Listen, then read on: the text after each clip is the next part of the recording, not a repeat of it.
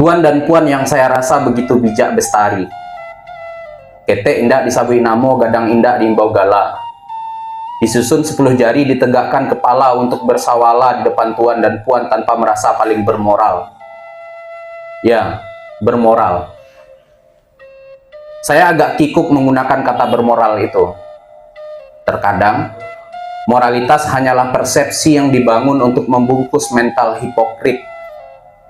Kata Mukhtar Lubis di dalam pidato kebudayaannya pada tanggal 6 April 1977 di Taman Ismail Marzuki, salah satu ciri manusia Indonesia adalah hipokrit, munafik. Tuan dan puan, Bentala Minangkabau tampak lindap akhir-akhir ini. Riuh sekali di media sosial tentang pemengaruh yang gandrung bicara moralitas. Memang, jamak di media sosial konten-konten jangak yang berisi makian yang terasa jijik untuk didengarkan. Tak termakan oleh anjing, tak tersudu oleh itik. Saya hanya pura-pura mengatakan itu, biar tidak dikatakan candala pula. Tentu, saya masih butuh dikatakan bermoral dan menjaga marwah Minangkabau. Tapi inilah kenyataannya. Di media sosial sekarang tersaji perangai orang Minangkabau yang diwujudkan dalam bentuk yang berbeda. Minangkabau sebagai industri intelektual seakan-akan sudah tergadai oleh perkembangan teknologi. Laki-laki Minang kadang hadir dengan wujud gemulai seperti tanpa tulang sambil membasah-basahi bibir menarasikan konten. Saya sedang tidak menistakan kodrat alamiah, tapi hanya seolah-olah berdiri pada asas kepatutan. Ada pula yang bercarut tak karuan padahal umur sudah di ambang akhir. Kadangkala, para datuk dan mamak tampil ke muka khalayak dengan bercarut pungkam di media sosial.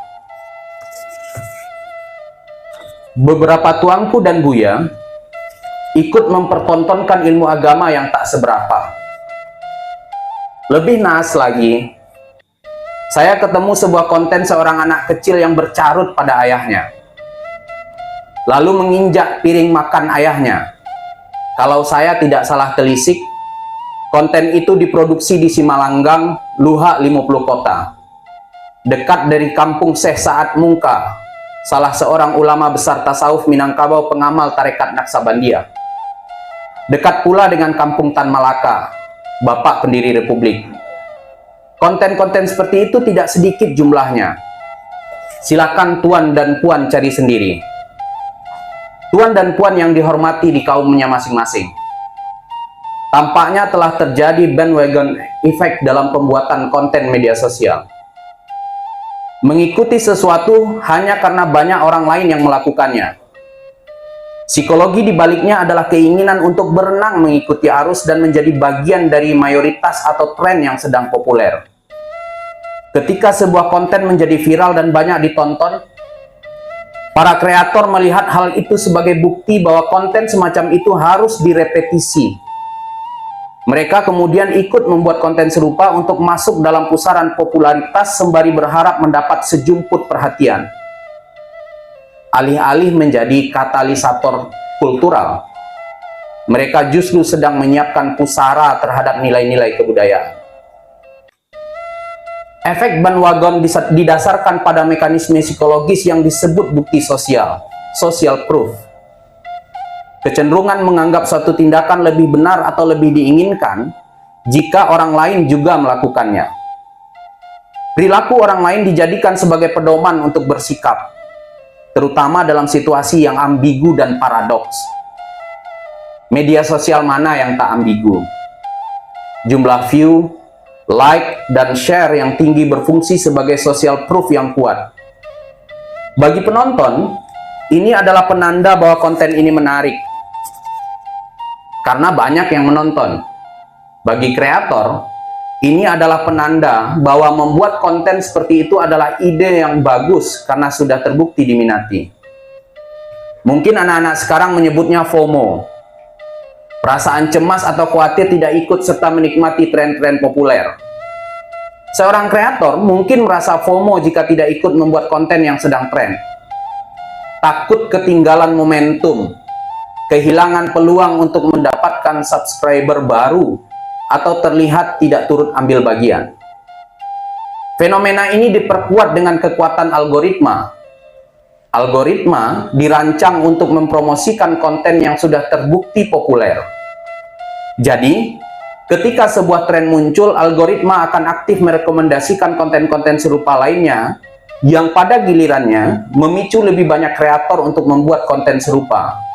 Terciptalah sebuah siklus setan yang sulit untuk diputus.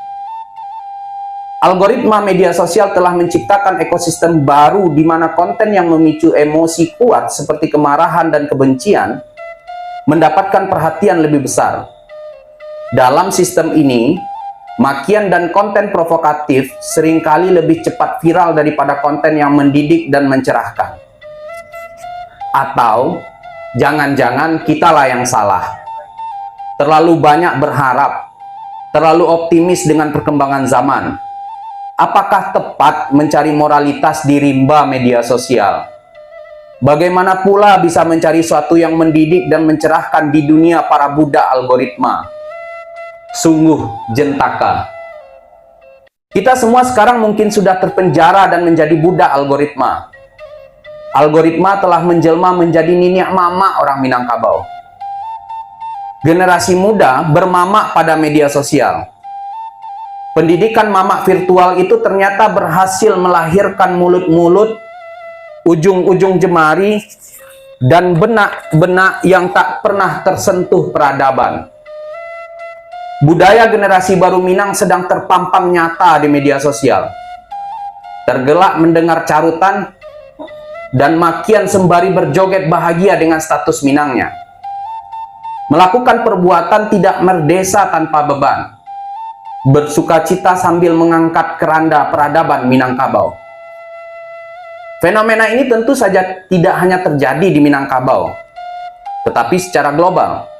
Namun, bagi masyarakat Minang yang katanya memiliki warisan budaya yang kaya dan menjunjung tinggi nilai-nilai kesopanan, perubahan ini terasa sangat kontras.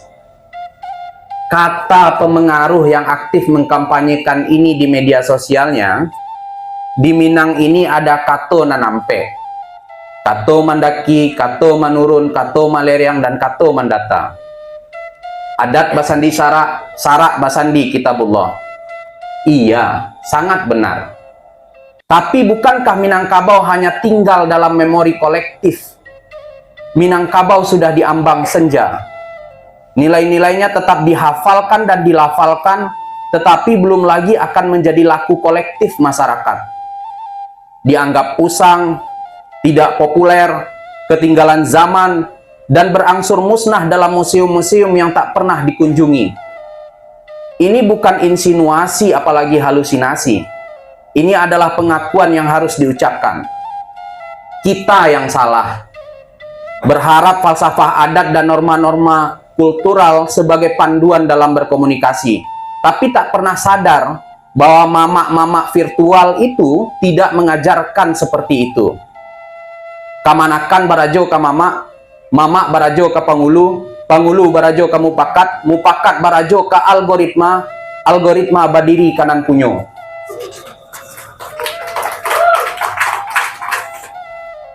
Kita yang tumbuh di era digital ini mungkin menganggap bahwa apa yang dilihat di media sosial adalah norma yang berlaku. Nilai-nilai alun takilek lah takalam. Saya akan menemukan bentuk barunya dalam konsumsi konten digital yang tanpa seleksi. Generasi muda Minang kini menghadapi tantangan identitas yang kompleks.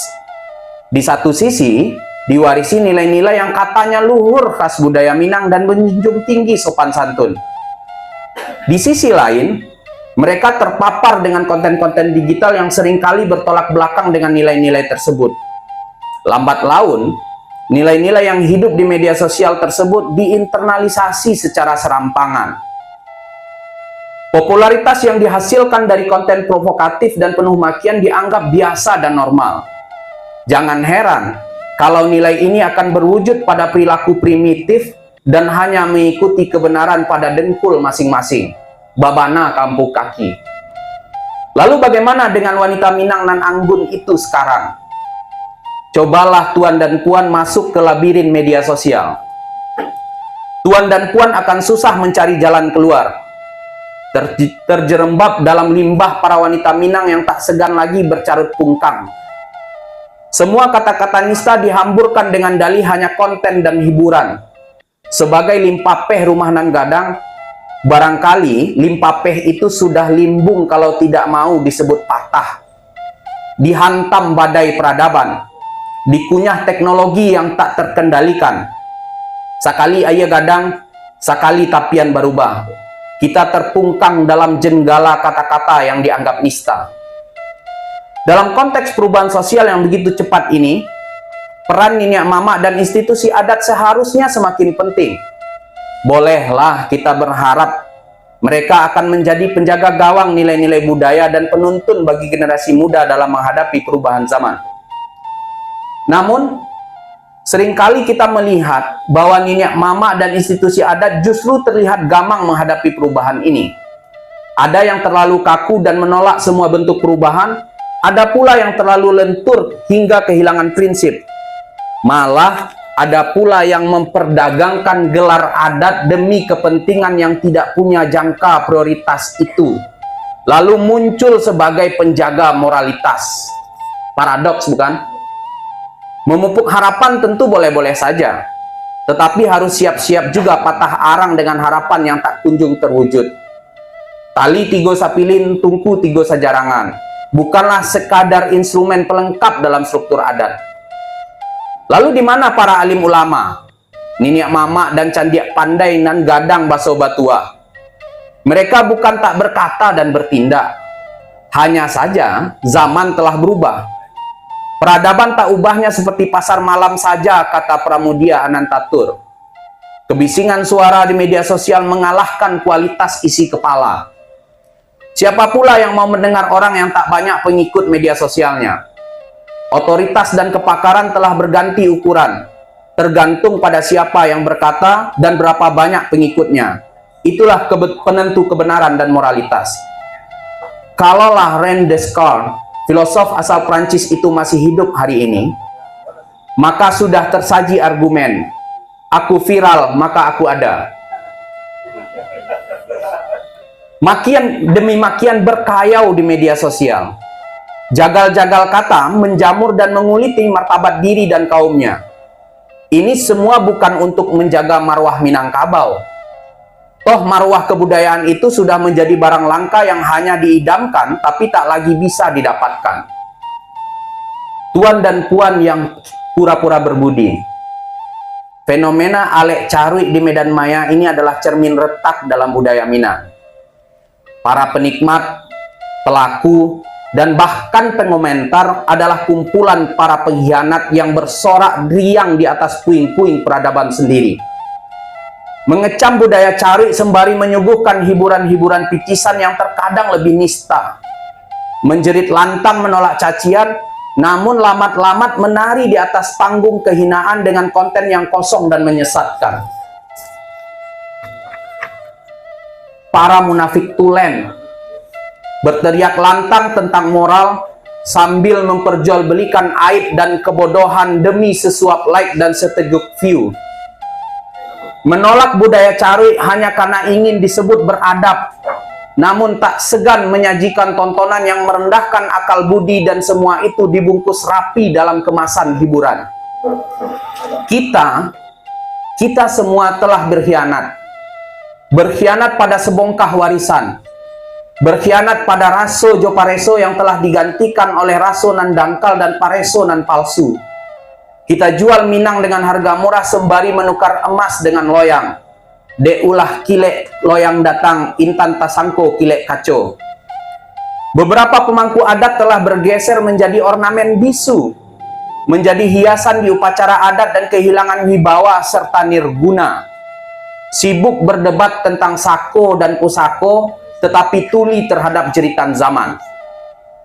Orang-orang seperti itu layak dipurukkan ke kubangan kerbau dan dicemplungkan ke dalam lumpur realita agar melek matanya. Jangan-jangan sekarang seperti kerbau yang terlepas dari tali, berlari tanpa arah dan melenguh tanpa makna. Tak lagi menjadi payung panji bagi kemenakan, malah jadi beban yang diam-diam mempercepat tenggelamnya sebuah peradaban. Barangkali kita adalah investor utama kebangkrutan budaya itu, menggadaikan budi untuk konten dan menukar kearifan dengan komentar. Minangkabau menjelma jadi museum tanpa pengunjung, sementara kita asyik memamerkan sampah di etalase maya. Kelak, ketika Minang benar-benar menjadi sekadar dongengan, kita akan jadi generasi terakhir yang menyaksikan senja itu. Kaburlah Minang, tinggallah para pemangku adat yang berkubang dalam lumpur kebanggaan artifisial. Para konten kreator itu akan dikenang sebagai algojo yang dengan senang hati memenggal akar budayanya sendiri. Apalah akal kita? Kekuasaan hari ini ditentukan dari kuota dan pengikut yang bahagia dengan konten-konten seperti itu. Mereka tetap berdalih demi hiburan. Siapa yang terhibur? Benak seperti apa yang bergairah memancarkan hasrat mendengar dan melihat fenomena itu? Kita hanya bisa termangu mendengarkan ocehan-ocehan tersebut. Rasa-rasanya, membangkit batang tarandam tidak lebih penting daripada membangkit banak tarandam. Ini bukanlah elegi, hanya ocehan perintang-rintang hati. Meminjam istilah Muhammad Hatta, kita sedang mendayung di antara dua karang. Menormalisasikan dengan dalih kebebasan dan penanda kemajuan zaman atau berdiri melawan atas nama adat baso-basi, muluik manih kucinda murah, raso jo pareso, dan alua jo patui. Alih-alih berenang di antara dua karang, justru kita berpotensi diselimuti bayang-bayang kemunafikan. Tuan dan puan, setiap kata pasti ada gelanggangnya. Kata orang-orang ngakademisi, makna sebuah kata sangat tergantung pada konteksnya. Dalam khazanah linguistik kebudayaan, kata dalam judul tulisan ini mendiami dua kutub makna yang saling bertentangan secara diametral. Di satu sisi, kata ini berfungsi sebagai umpatan puncak, sebuah kata tabu dengan daya ledak emosional yang luar biasa. Pengucapannya dianggap sebagai pelanggaran berat terhadap norma kesopanan.